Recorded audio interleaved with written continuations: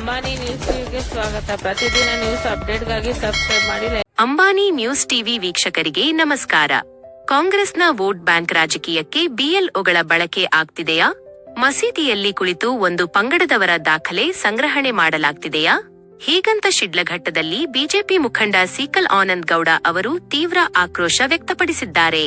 ಚಿಂತಾಮಣಿ ತಾಲ್ಲೂಕಿನ ಬುರುಡುಗುಂಟೆ ಸೇರಿದಂತೆ ವಿವಿಧ ಗ್ರಾಮಗಳಲ್ಲಿ ಹಮ್ಮಿಕೊಳ್ಳಲಾಗಿದ್ದ ಬಿಜೆಪಿ ಪಕ್ಷದ ಬಿಎಲ್ಎ 2ಗಳಿಗೆ ಎಸ್ಐಆರ್ ಅರಿವು ಮತ್ತು ಪಕ್ಷ ಸೇರ್ಪಡೆಯ ಕಾರ್ಯಕ್ರಮದಲ್ಲಿ ಭಾಗಿಯಾಗಿ ಮಾತನಾಡಿದ ಸೀಕಲ್ ಆನಂದ್ ಗೌಡ ಅವರು ಕಾಂಗ್ರೆಸ್ ಸರ್ಕಾರದ ವಿರುದ್ಧ ತೀವ್ರ ವಾಗ್ದಾಳಿ ನಡೆಸಿದ್ದಾರೆ. ಶಿಡ್ಲಘಟ್ಟದಲ್ಲಿ ರಾಮನಗರದ ಮಾದರಿಯಂತೆ ನಕಲಿ ದಾಖಲಾತಿಗಳನ್ನು ಸೃಷ್ಟಿಸಿ ಮತದಾರರ ಪಟ್ಟಿಗೆ ಅಕ್ರಮವಾಗಿ ಮತಗಳನ್ನು ಸೇರಿಸುವ ಪ್ರಯತ್ನ ನಿರಂತರವಾಗಿ ನಡೆಯುತ್ತಿದೆ. ಅಲ್ಪಸಂಖ್ಯಾತರ ಮತಗಳನ್ನು ಯಾವುದೇ ಕಾರಣಕ್ಕೂ ಬಿಡಬಾರದು ಎಂಬ ಟಾರ್ಗೆಟ್ ಅನ್ನು ಬಿಎಲ್ಒಗಳಿಗೆ ನೀಡಲಾಗಿದ್ದು, ಅಧಿಕಾರಿಗಳ ಮೇಲೆ ತೀವ್ರ ಒತ್ತಡ ಹೇರಲಾಗುತ್ತಿದೆ ಎಂದು ಅವರು ಗಂಭೀರ ಆರೋಪ ಮಾಡಿದ್ದಾರೆ. ಕೇವಲ ಮತ ಬ್ಯಾಂಕಿಂಗ್ ರಾಜಕಾರಣಕ್ಕಾಗಿ ಕಾಂಗ್ರೆಸ್ ನಾಯಕರು ಅಲ್ಪಸಂಖ್ಯಾತರನ್ನು ಬಲಿಪಶು ಮಾಡುತ್ತಿದ್ದಾರೆ ಎಂದು ಅವರು ಕಿಡಿಕಾರಿದ್ದಾರೆ. ಶಿಡ್ಲಘಟ್ಟದಲ್ಲಿ ಇಂತಹ ಅಕ್ರಮ ಚಟುವಟಿಕೆಗಳು ನಡೆದರೆ ಭಾರತೀಯ ಜನತಾ ಪಾರ್ಟಿ ಇದನ್ನು ಯಾವುದೇ ಕಾರಣಕ್ಕೂ ಸಹಿಸುವುದಿಲ್ಲ. ಇದನ್ನು ತೀವ್ರವಾಗಿ ವಿರೋಧಿಸುವುದರ ಜೊತೆಗೆ ಈ ಕುರಿತು ಚುನಾವಣಾ ಆಯೋಗಕ್ಕೆ ಅಧಿಕೃತವಾಗಿ ದೂರು ನೀಡಲಾಗುವುದು ಎಂದು ಸೀಕಲ್ ಆನಂದ್ ಗೌಡ ಅವರು ಎಚ್ಚರಿಕೆ ನೀಡಿದ್ದಾರೆ. ಅಷ್ಟೇ ಅಲ್ಲದೆ ಜವಾಬ್ದಾರಿಯುತ ಅಧಿಕಾರಿಗಳಾದ ದಂಡಾಧಿಕಾರಿಗಳು, ಬಿಇಒಗಳು ಹಾಗೂ ಜಿಲ್ಲಾಧಿಕಾರಿಗಳು ಯಾವುದೇ ರಾಜಕೀಯ ಒತ್ತಡಕ್ಕೆ ಮಣಿಯಬಾರದು. ಚುನಾವಣಾ ಆಯೋಗದ ನಿರ್ದೇಶನದಂತೆ ಕಾನೂನಾತ್ಮಕವಾಗಿ ನಿಶ್ಚಿಂತೆಯಿಂದ ತಮ್ಮ ಕೆಲಸವನ್ನು ನಿರ್ವಹಿಸಬೇಕು ಎಂದು ಅವರು ಮನವಿ ಮಾಡಿದ್ದಾರೆ. ಒಂದು ವೇಳೆ ಅಧಿಕಾರಿಗಳು ರಾಜಕೀಯ ಒತ್ತಡಕ್ಕೆ ಒಳಗಾಗಿ ಇಂತಹ ಅಕ್ರಮಗಳಿಗೆ ಸಹಕರಿಸಿದರೆ ಮುಂದಿನ ದಿನಗಳಲ್ಲಿ ತೀವ್ರ ಪ್ರತಿಭಟನೆ ಹಾಗೂ ಮುಷ್ಕರಗಳನ್ನು ಎದುರಿಸಬೇಕಾಗುತ್ತದೆ ಎಂದು ಎಚ್ಚರಿಸಿದ್ದಾರೆ. ಇನ್ನು ಪ್ರಧಾನಿ ನರೇಂದ್ರ ಮೋದಿ ಅವರ ಹಾಗೂ ಪಕ್ಷದ ರಾಷ್ಟ್ರಾಧ್ಯಕ್ಷರ ಸೂಚನೆಯಂತೆ ಜಿಲ್ಲಾಧ್ಯಕ್ಷರಾದ ಸೀಕಲ್ ರಾಮಚಂದ್ರಗೌಡ ಅವರ ನೇತೃತ್ವದಲ್ಲಿ ಜಿಲ್ಲೆಯ 5 ಕ್ಷೇತ್ರಗಳಲ್ಲಿ ಪಕ್ಷವನ್ನು ಬಲಪಡಿಸಲು ಪ್ರತಿಯೊಂದು ಬೂತ್ ಮಟ್ಟದಲ್ಲಿ ಬಿಎಲ್ಎ 1 ಹಾಗೂ ಬಿಎಲ್ಎ 2 ಮುಖಂಡರು ಕಾರ್ಯಪ್ರವೃತ್ತರಾಗಿದ್ದಾರೆ.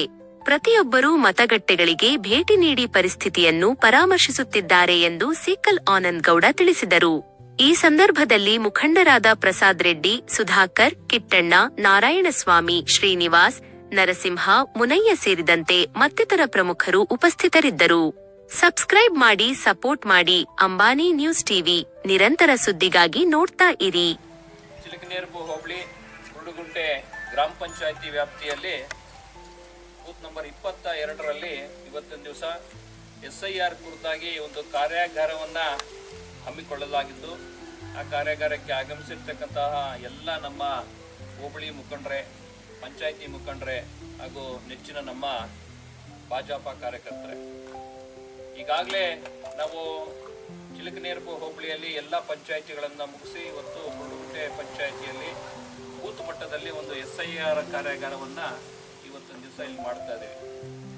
ಈಗೆಲ್ಲ ತಿಳಿದಿರತಕ್ಕಂಥದ್ದು, ಚುನಾವಣಾ ಆಯೋಗವು ತುಂಬ ಗಂಭೀರವಾಗಿ ತೆಗೆದುಕೊಂಡಿರ್ತಕ್ಕಂತಹ ಮತದಾರ ಪಟ್ಟಿ ಪರಿಷ್ಕರಣೆ ಎಸ್ಐಆರ್ ಕುರಿತಾಗಿ ಈಗಾಗಲೇ ದೇಶದಾದ್ಯಂತ ನಮ್ಮ ಎಸ್ಐಆರ್ನ ಮಾಡುತ್ತಿದ್ದು, ಅದೇ ರೀತಿಯಲ್ಲಿ ನಮ್ಮ ಕರ್ನಾಟಕದಲ್ಲೂ ಸಹ ಎಸ್ಐಆರ್ನ ಈಗಾಗಲೇ ಕೊನೆ ತಿಂಗಳ 29ನೇ ತಾರೀಕಿಂದ ಶುರು ಮಾಡಿದ್ದಾರೆ.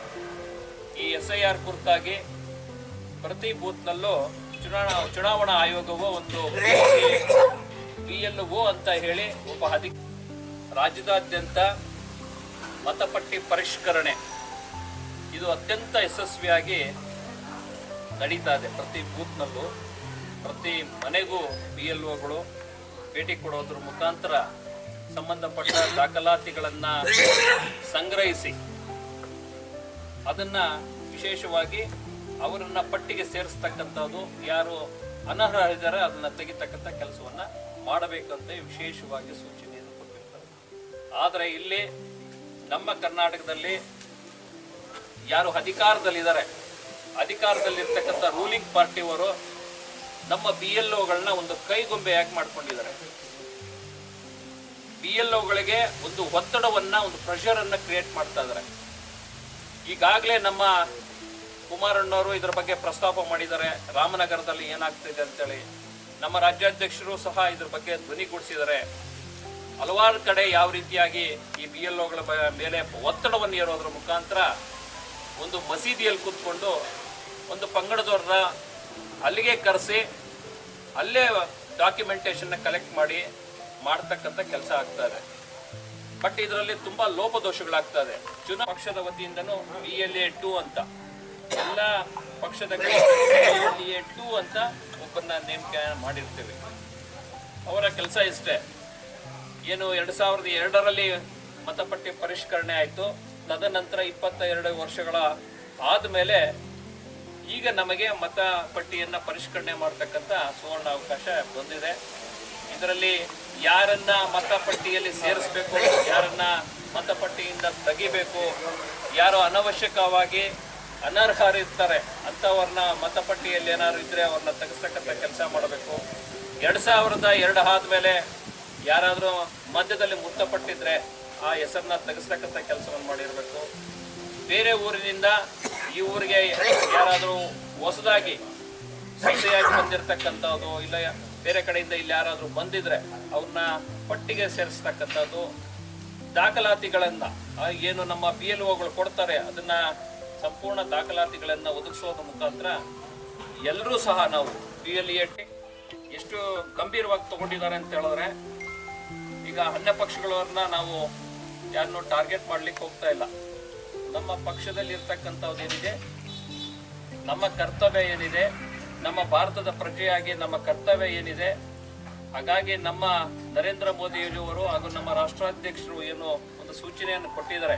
ವಿಶೇಷವಾಗಿ ನಮ್ಮ ಜಿಲ್ಲೆಯಲ್ಲಿ ಬಾಗೇಪಲ್ಲಿ ಇರ್ಬೋದು, ಗೌರಿಬಿದನೂರು, ಚಿಕ್ಕಬಳ್ಳಾಪುರ, ಚಿಂತಾಮಣಿ ಮತ್ತು ಶಿಡ್ಲಘಟ್ಟ, ಹೀಗೆ ಇದಕ್ಕೆ 5 ಕಾನ್ಸ್ಟಿಟ್ಯೂನ್ಸಿಗೆ ಜಿಲ್ಲಾಧ್ಯಕ್ಷರಾಗಿ ಮೊದಲನೇ ಬಾರಿಗೆ ನಮ್ಮ ತಾಲೂಕಿಗೆ ಅಂದರೆ ಶಿಡ್ಲಘಟ್ಟ ಕಾನ್ಸ್ಟಿಟ್ಯೂನ್ಸಿಗೆ ಒಂದು ಅವಕಾಶವನ್ನ ಕೊಟ್ಟಿರ್ತದೆ ನಮ್ಮ ಭಾರತೀಯ ಜನತಾ ಪಾರ್ಟಿ. ಸೀಕಲ್ ರಾಮಚಂದ್ರ ಗೌಡರು ಈಗಾಗಲೇ 1 ವರ್ಷವನ್ನ ಪೂರೈಸಿದ್ದಾರೆ. ಅವರ ಅತ್ಯಂತ ಯಶಸ್ವಿ ಜಿಲ್ಲಾಧ್ಯಕ್ಷರು ಅಂತಲೂ ಒಂದು ಹೆಸರು ತಗೊಂಡಿದ್ದಾರೆ. ಅವರ ಒಂದು ಸಿನ್ಸಿಯಾರಿಟಿ ಅಂತ ಹೇಳಿದ್ರೆ, ಪಕ್ಷದ ಅಡಿಯಲ್ಲಿ ಕೆಲಸ ಮಾಡತಕ್ಕಂಥ ಏನು ಒಂದು ಇಚ್ಛೆ ಇದೆ, ಅವರ ಸೂಚನೆ ಏನಿದೆ, ನಾನು ಒಂದು ತಾಲೂಕಿನ BLA 1 ಆಗಿ ನನಗೆ ಒಂದು ಸೂಚನೆಯನ್ನು ಕೊಟ್ಟಿರ್ತಾರೆ. ಪ್ರತಿ ಮತಗಟ್ಟೆಗೂ ಹೋಗಿ ಪ್ರತಿ ಮುಖಂಡರನ್ನು ಭೇಟಿಯಾಗೋದ್ರ ಮುಖಾಂತರ ಈ ಒಂದು SIRನ ಅತ್ಯಂತ ಯಶಸ್ವಿಗೊಳಿಸಬೇಕು ಅನ್ನೋ ಒಂದು ಸೂಚನೆಯ ಮೇರೆಗೆ ಇವತ್ತಿನ ದಿವಸ ನಾವು ಪ್ರತಿ ಬೂತ್ಗೂ ಭೇಟಿಯನ್ನು ಕೊಡ್ತಕ್ಕಂಥ ಒಂದು ಕೆಲಸವನ್ನು ಮಾಡ್ತಾ ಇದ್ದೀವಿ. ಈ ಮುಖಂಡರೇ, ಪಂಚಾಯತಿ ಮುಖಂಡರೇ ಹಾಗೂ ನೆಚ್ಚಿನ ನಮ್ಮ ಭಾಜಪ ಕಾರ್ಯಕರ್ತರೆ, ಈಗಾಗಲೇ ನಾವು ಚಿಲಕನೇರ್ಬು ಹೋಬಳಿಯಲ್ಲಿ ಎಲ್ಲ ಪಂಚಾಯಿತಿಗಳನ್ನು ಮುಗಿಸಿ ಇವತ್ತು ಬುರುಡುಗುಂಟೆ ಪಂಚಾಯಿತಿಯಲ್ಲಿ ಬೂತ್ ಮಟ್ಟದಲ್ಲಿ ಒಂದು SIR ಕಾರ್ಯಾಗಾರವನ್ನು ಇವತ್ತಿನ ದಿವಸ ಇಲ್ಲಿ ಮಾಡ್ತಾ ಇದ್ದೀವಿ. ಈಗೆಲ್ಲ ತಿಳಿದಿರತಕ್ಕಂಥದ್ದು, ಚುನಾವಣಾ ಆಯೋಗವು ತುಂಬ ಗಂಭೀರವಾಗಿ ತೆಗೆದುಕೊಂಡಿರ್ತಕ್ಕಂತಹ ಮತದಾರ ಪಟ್ಟಿ ಪರಿಷ್ಕರಣೆ SIR ಕುರಿತಾಗಿ ಈಗಾಗಲೇ ದೇಶದಾದ್ಯಂತ ನಮ್ಮ SIRನ ಮಾಡುತ್ತಿದ್ದು, ಅದೇ ರೀತಿಯಲ್ಲಿ ನಮ್ಮ ಕರ್ನಾಟಕದಲ್ಲೂ ಸಹ SIRನ ಈಗಾಗಲೇ ಕೊನೆ ತಿಂಗಳ 29ನೇ ತಾರೀಕಿಂದ ಶುರು ಮಾಡಿದ್ದಾರೆ. ಈ SIR ಕುರಿತಾಗಿ ಪ್ರತಿ ಬೂತ್ನಲ್ಲೂ ಚುನಾವಣಾ ಆಯೋಗವು ಒಂದು BLO ಅಂತ ಹೇಳಿ ಒಬ್ಬ ಅಧಿಕಾರಕ್ಕಂಥದ್ದು ಪ್ರತಿ ಮನೆಗೂ ಭೇಟಿ ಕೊಟ್ಟು ಆ ಮನೆಯಲ್ಲಿರ್ತಕ್ಕಂಥವ್ರನ್ನ ಕರೆಕ್ಟಾಗಿ ಪರಿಶೀಲನೆ ಮಾಡಿ ಅಗತ್ಯ ದಾಖಲಾತಿಗಳನ್ನು ಹೋಗಿ ಮನೆಯಿಂದ ತೆಗೆದುಕೊಳ್ಳಿ ಅಂತ ಹೇಳಿದ್ರೆ, ನೀವು ಮಸೀದಿಗಳಲ್ಲಿ, ಯಾವುದಾದ್ರೂ ಚೌಲ್ಟ್ರಿಗಳಲ್ಲಿ ಮತ್ತೆ ಅಂಗನವಾಡಿಗಳಲ್ಲಿ ಕೂತ್ಕೊಂಡು ನೀವು ಮತಗಟ್ಟೆ ಪರಿಷ್ಕರಣೆ ಮಾಡ್ತೀವಿ ಅಂತ ಹೇಳಿದ್ರೆ ಇದ್ಯಾರು ಒಪ್ಲಿಕ್ಕೆ ಆಗೋದಿಲ್ಲ.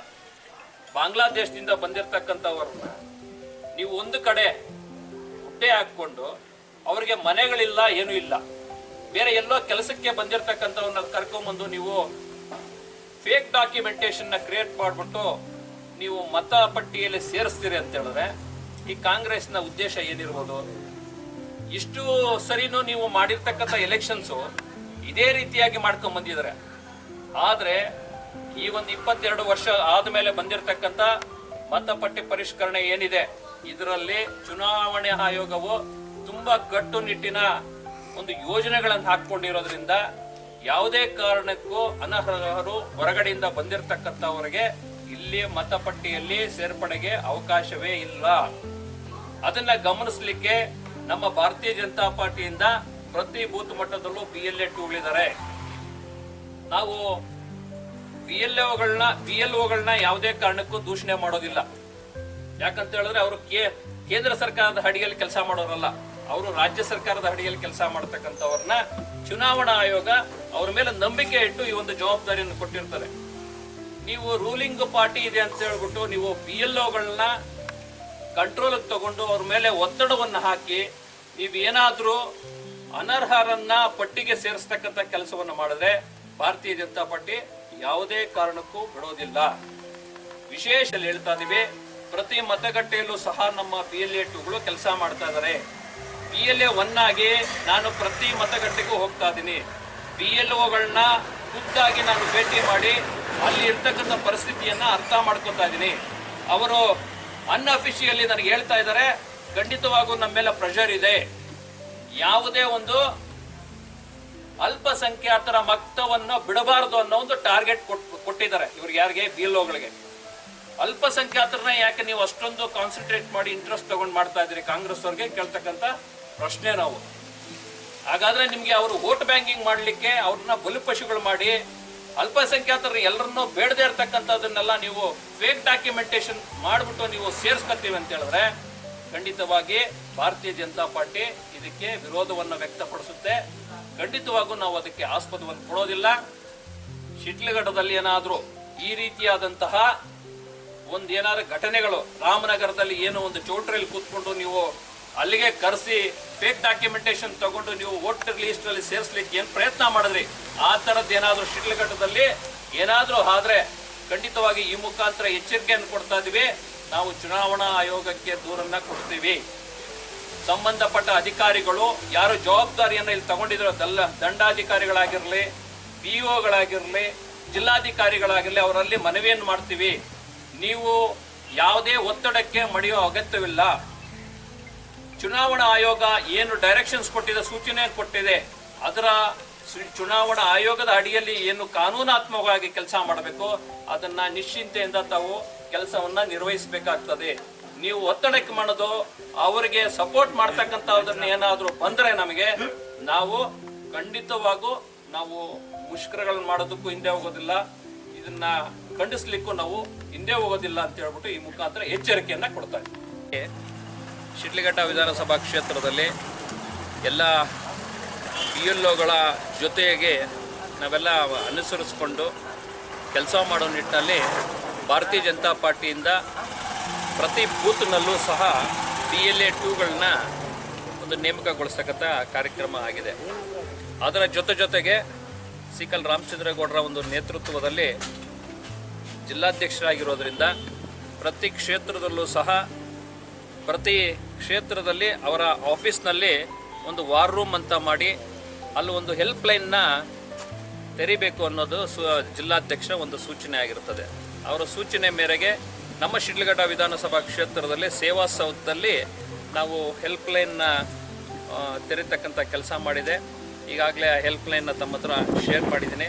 ದಯಮಾಡಿ ಯಾರೆಲ್ಲ ಬೂತ್ ಮಟ್ಟದಲ್ಲಿ ಕೆಲಸ ಮಾಡ್ತಿರ್ತಾರೆ ಅವರಿಗೆ ಎಲ್ಲಾದರೂ ತೊಂದರೆಗಳಾದಾಗ, BLOಗಳು ನಮಗೆ ಸ್ಪಂದಿಸ್ತಾ ಇಲ್ಲ, ಎಲ್ಲೋ ಒಂದು ಮಸೀದಿಯಲ್ಲಿ ಕೂತ್ಕೊಂಡು ಗುಂಪು ಕಟ್ಕೊಂಡು ಒಂದು ಮತಪಟ್ಟಿ ಪರಿಷ್ಕರಣೆಯನ್ನು ಮಾಡ್ತಾ ಇದ್ದಾರೆ, ಇಲ್ಲ ದೇವಸ್ಥಾನದಲ್ಲೆಲ್ಲೋ ಮಾಡ್ತಾ ಇದ್ದಾರೆ, ಇಲ್ಲ BLOಗಳು ಅವ್ರ ಮನೆಗೆ ಹೋಗದೆ ತಮ್ಮ ಮನೆಯಲ್ಲೇ ಕೂತ್ಕೊಂಡು ಅಲ್ಲಿಗೆ ಕರೆಸ್ಕೊಂಡು ಕೆಲಸ ಮಾಡ್ತಕ್ಕಂಥ ಏನಾದರೂ ತಮಗೆ ಕಂಡು ಬಂದಾಗೆ, ಸಾರ್ವಜನಿಕರಿಗೆ ಏನಾದರೂ ಕಂಡು ಬಂದಲ್ಲಿ ದಯಮಾಡಿ ನಮ್ಮ ಸೇವಾ ಸೌಧದ ಒಂದು ಹೆಲ್ಪ್ ಲೈನ್ಗೆ ಕರೆಯನ್ನು ಮಾಡಿ. ಇದು 24/7 ಓಪನ್ ಇರ್ತದೆ. ತಕ್ಷಣ BLA 1 ಆಗಿ ನಾನು ಮುಂದಿನ ಕ್ರಮವನ್ನು ಯಾರು ಜರುಗಿಸ್ಬೇಕು ಅವರಿಗೆ ಮನವಿಯನ್ನು ತಲುಪಿಸ್ತಕ್ಕಂಥ ಕೆಲಸವನ್ನು ಈ ನಿಟ್ಟಿನಲ್ಲಿ ಮಾಡ್ತೀವಿ ಅಂತೇಳಿ ಸಾರ್ವಜನಿಕರಲ್ಲಿ ವಿನಂತಿಯನ್ನು ಮಾಡ್ತೀವಿ. ಯಾವುದೋ ಪಕ್ಷದಲ್ಲಿ ಒಳಜಗಳವನ್ನು ಇಟ್ಕೊಂಡು ನಾವೇನೋ ಅಡ್ವಾಂಟೇಜ್ ತಗೋತಾ ಇದ್ದೀವಿ ಅನ್ನೋ ನಿಟ್ಟಿನಲ್ಲಿ ನಾವು ಕೆಲಸ ಮಾಡ್ತಾ ಇಲ್ಲ. ನಮ್ಮದು ರಾಷ್ಟ್ರೀಯ ಪಕ್ಷ ಕೇವಲ 2 ಸಂಸದರಿಂದ ಶುರುವಾದಂಥ ನಮ್ಮ ರಾಷ್ಟ್ರೀಯ ಪಕ್ಷ ಇವತ್ತು ಬೃಹದಾಕಾರವಾಗಿ ಬೆಳೆದಿದೆ. ನಮ್ಮದು ಒಂದು ಆಲದ ಮರ. ಕ್ಷೀಣಿಸಿ ಹೋಗ್ತಕ್ಕಂಥ ಪಕ್ಷಗಳ ಬಗ್ಗೆ ನಾವು ಯಾವುದೇ ಕಾರಣಕ್ಕೆ ನಾವು ಕಮೆಂಟ್ ಮಾಡೋದಿಲ್ಲ. ಆ ಕಾಂಗ್ರೆಸ್ನಲ್ಲಿ ಯಾವ ರೀತಿ ಒಳಜಗಳ ಇದೆ, ನಮ್ಮ ಕ್ಷೇತ್ರದಲ್ಲೇ ಇದುವರೆಗೂ ಒಂದೇ ಒಂದು ನಾಮಿನಿ ಮಾಡಲಿಕ್ಕೆ ಆಗಲಿಲ್ಲ ಆ ಕಾಂಗ್ರೆಸ್ ಮುಖಂಡರಿಗೆ. ಆ ಕಾಂಗ್ರೆಸ್ ಮುಖಂಡರ ಒಳಜಗಳದಿಂದ ಆ ಕಾರ್ಯಕರ್ತರ ಬಲಿ ಆಗ್ತಿದ್ದಾರೆ. ಕಾರ್ಯಕರ್ತರ ಪಕ್ಷದಲ್ಲಿ ಯಾವ ಪಕ್ಷದಲ್ಲೇ ಇರಲಿ, ಕಾರ್ಯಕರ್ತರೆ, ಮುಖಂಡ್ರೆ, ನಮ್ಮ ಪಕ್ಷದಲ್ಲಿರಲಿ, ಅನ್ನ ಪಕ್ಷದಲ್ಲಿರಲಿ, ರಾತ್ರಿ ಹಗಲು ಅವರು ಒಂದು ಹಳ್ಳಿಯಲ್ಲಿ ಇನ್ನೊಂದು ಪಕ್ಷದ ಬಗ್ಗೆ ಒಂದು ಜಗಳ ಆಡೋದ್ರಲ್ಲಾಗಲಿ, ಇಲ್ಲ ಅಂತ ಹೇಳಿದ್ರೆ ಅವ್ರನ್ನ ಎದುರಾಕೊಂಡು ಮಾಡೋದ್ರಲ್ಲಾಗಲಿ, ಸರಿನಾ, ಅವ್ರ ಕಷ್ಟಗಳು ಅವ್ರಿಗೆ ಗೊತ್ತು. ಇಷ್ಟೆಲ್ಲ ಕಷ್ಟಪಟ್ಟು ಇವತ್ತು ನಮ್ಮ ರಾಜ್ಯದಲ್ಲಿ ಕಾಂಗ್ರೆಸ್ ಪಕ್ಷ ಅಧಿಕಾರಕ್ಕೆ ಬಂದಿದೆ. ಅಧಿಕಾರಕ್ಕೆ ಬರಲಿಕ್ಕೆ ಯಾರು ಕಾರಣ? ಲೀಡರ್ಗಳೊಬ್ಬರು ಕೆಲಸ ಮಾಡೋರಾಗಲ್ಲ, ತಳಮಟ್ಟದಲ್ಲಿ ಇರ್ತಕ್ಕಂಥ ಕಾರ್ಯಕರ್ತರು ಕೆಲಸ ಮಾಡಬೇಕು. ಇದುವರೆಗೂ ಒಂದೇ ಒಂದು ನಾಮಿನಿಗಳೇನಾದರೂ ಮಾಡಿದ್ದೀರಾ ಸ್ವಾಮಿ ನೀವಿಲ್ಲಿ ಕ್ಷೇತ್ರದಲ್ಲಿ? ಕಾರ್ಯಕರ್ತರಿಗೆ ಯಾಕೆ ಈ ಥರ ಅನ್ಯಾಯ ಮಾಡ್ತಿದ್ರೆ? ಒಬ್ಬರು ಹೋಗಿ ನಾಮಿನೀಸ್ ಮಾಡ್ಕೊಂಬಂದ್ರೆ ಇನ್ನೊಬ್ಬರು ಹೋಗಿ ಕ್ಯಾನ್ಸಲ್ ಮಾಡ್ಕೊಂಬರ್ತಾರೆ. ಇದ್ರ ಮಧ್ಯೆ ನೀವ್ಯಾರೋ ಒಬ್ಬರ ಪುಣ್ಯಾತ್ಮನ ಹೆಸರು ಹೇಳಿದ್ರಿ, ಬರಲಿ, ಅವರು ಬರಲಿ, ಸಮಾಜ ಸೇವೆ ಮಾಡಲಿ, ನಮಗೇನು ಅಭ್ಯಂತರ ಇಲ್ಲ. ಆದರೆ ಈ ಒಳ ಜಗಳದಲ್ಲಿ ಕಾರ್ಯಕರ್ತರು ಬಲಿ ಆಗೋದು ಬೇಡ, ಕಾರ್ಯಕರ್ತರಿಗೆ ಅನ್ಯಾಯ ಆಗೋದು ಬೇಡ. ಇದು ನಮ್ಮ ಕ್ಷೇತ್ರದಲ್ಲಿ ಕಾಂಗ್ರೆಸ್ಸು ನೆಸೆಸಿ ಹೋಗ್ತಾ ಇರ್ತಕ್ಕಂಥದ್ದು ಎಲ್ಲ ಬಂದಿದೆ. ನಮ್ಮ ಕ್ಷೇತ್ರದಲ್ಲೇ ಅಲ್ಲ, ಕರ್ನಾಟಕದಲ್ಲೇ ಕಾಂಗ್ರೆಸ್ ಸರ್ಕಾರ ನಿರ್ಮೂಲನ ಆಗೋದು ಶತಸಿದ್ಧ. ಯಾಕಂದರೆ ಅವರು ಮಾಡಿರ್ತಕ್ಕಂಥ ಪಾಪಗಳು ಅವರಿಗೆ ಗಂಟು ಮುಟ್ಟಿಯಾಗಿ ಕಟ್ತಕ್ಕಂಥ ಕೆಲಸ ಆಗ್ತಾ ಇದೆ. ಅವ್ರು ಕೊಟ್ಟಿರ್ತಕ್ಕಂಥ ಬೋಗಸ್ ಗ್ಯಾರಂಟಿಗಳಿಂದ ಹಿಡಿದು ಜನಗರಿಗೆ ಮುಖದ ಮೇಲೆ ಟೋಪಿ ಹಾಕಿ ಇವತ್ತು ಎಲ್ಲರ ಹತ್ರನೂ, ತಾಯಂದ್ರ ಹತ್ರದಿಂದ ಎಲ್ಲರ ಹತ್ರನೂ ಓಟ್ಗಳು ಹಾಕ್ಸ್ಕೊಂಡು ಇವತ್ತು ಕರ್ನಾಟಕದಲ್ಲಿ ಸರ್ಕಾರವನ್ನು ರಚನೆ ಮಾಡಿ 3 ವರ್ಷ ಆಯಿತು. 3 ವರ್ಷದ ಮೇಲೆ 3 ತಿಂಗಳಾಗಿದೆ. ಇದುವರೆಗೂ ಯಾವುದೇ ಒಂದು ಡೆವಲಪ್ಮೆಂಟ್ ಇಲ್ಲ, ಯಾವುದೇ ಅನುದಾನಗಳು ಯಾರಿಗೆ ಅವ್ರ ಪಕ್ಷದಲ್ಲಿರ್ತಕ್ಕಂಥ MLAಗಳಿಗೆ ಕೊಡ್ತಾ ಇಲ್ಲ. ಹೀಗಾಗಿ ಅವ್ರು ಏನು ಮಾಡ್ತಾರೋ ಅವ್ರು ಮಾಡಿದ್ದು ಅವ್ರಿಗೆ ಆಗ್ತದೆ. ಮಾಡಿದ್ದುಣ್ಣ ಮರಾಯ. ಮುಂದಿನ ದಿನಗಳಲ್ಲಿ ಮತ ಬಾಂಧವರು, ನಮ್ಮ ಮತಪ್ರಭುಗಳು ಅವ್ರಿಗೆ ಸರಿಯಾದ ಬುದ್ಧಿಯನ್ನು ಕಲಿಸ್ತಾರೆ.